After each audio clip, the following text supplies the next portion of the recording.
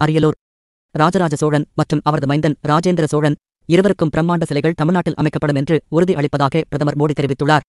அரியலூர் மாவட்டம் கங்கை கொண்ட சோழபுரம் பிரகதீஸ்வரர் கோவில் வளாகத்தில் மத்திய கலாச்சாரத்துறை சார்பில் ராஜேந்திர சோழனின் பிறந்த நாளான ஆடி திருவாதிரை விழா, கங்கை கொண்ட சோழபுரம் பிரகதீஸ்வரர் கோவில் கட்டத் தொடங்கிய 1000வது ஆண்டு விழா, தென்கிழக்கு ஆசிய நாடுகளின் மீது படையெடுத்துச் சென்ற 1000வது ஆண்டு நிறைவு விழா என முப்பெரும் விழா நடைபெற்றது.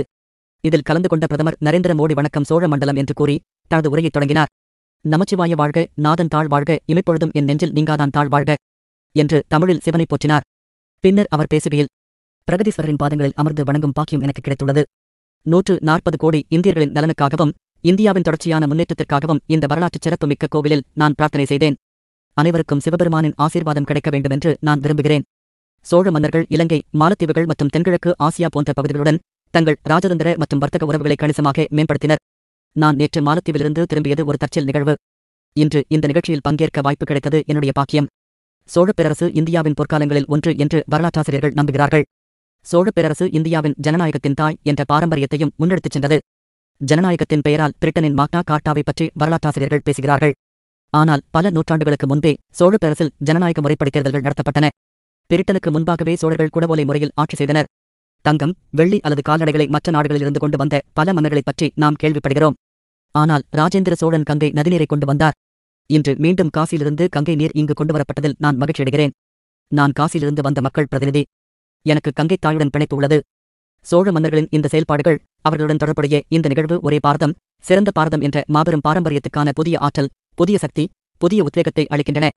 இன்று உலகமே நிலையற்ற தன்மை, வன்முறை மற்றும் சுற்றுச்சூழல் போன்ற பிரச்சினைகளால் போராடிக் கொண்டிருக்கும் வேளையில் தீர்வுகளுக்கான பாதையை சைவ சித்தாந்த கொள்கைகள் நமக்கு காட்டுகின்றன.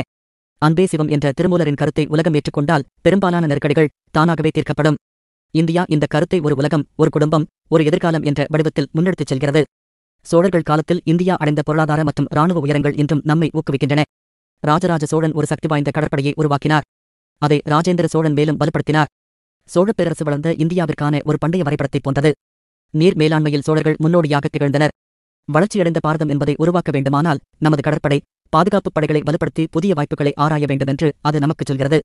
வரவிருக்கும் காலங்களில் ராஜராஜ சோழன் மற்றும் அவரது மைந்தன் ராஜேந்திர சோழன் இருவருக்கும் பிரம்மாண்ட சிலை தமிழ்நாட்டில் அமைக்கப்படும் என்று உறுதி அளிக்கிறேன்.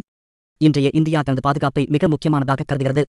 இந்தியாவின் பாதுகாப்பு மற்றும் இறையாண்மையை யாராவது தாக்கினால் இந்தியா அதன் சொந்த மொழியில் எவ்வாறு பதிலளிக்க வேண்டும் என்பதை ஆபரேஷன் சிந்தூரின் போது உலகம் கண்டது.